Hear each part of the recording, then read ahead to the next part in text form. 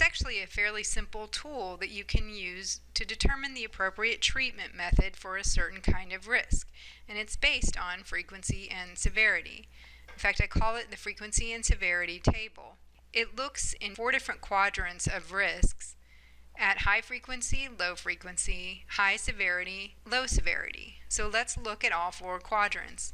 Starting with high severity, high frequency. Examples of this type of risk might be living on the coast, particularly the Gulf Coast, where there's a high frequency of hurricanes, relatively speaking, and living in a high-rise property that has the potential to be a high frequency, high severity risk.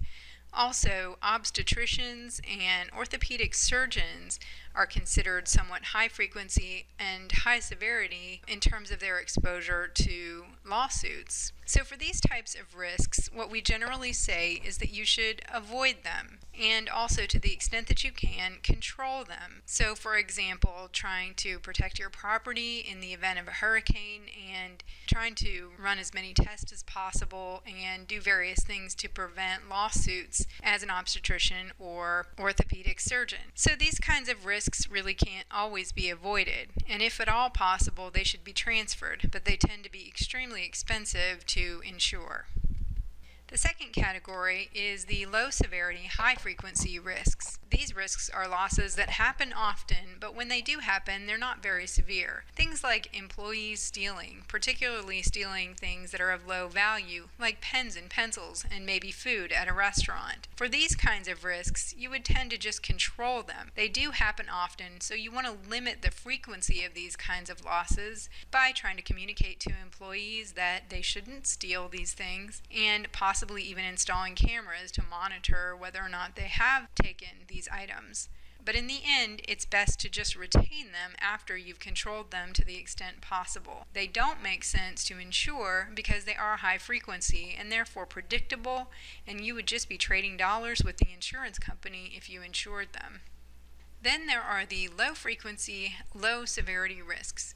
These are things that don't happen very often, and when they do happen, they don't have a significant impact. Things like small car accidents, maybe a fender bender. These don't happen very often, and when they happen, they usually don't cost a significant amount of money. Of course, that's relatively speaking.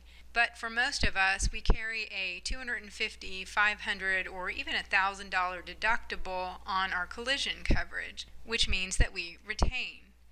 It's always important, though, to try to control these kinds of losses because no matter how small or infrequent a loss, it is costly.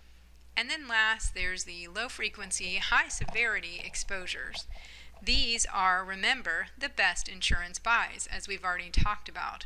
So this is things like the death of a family income earner, liability, and hurricane or fire to most homes. For these, you should transfer. These are the best insurance buys because while the impact of the loss is significant on the individual, the probability of the loss is relatively low, making the premium affordable. But again, these are always important to try to control to mitigate the cost of these damages as much as you can.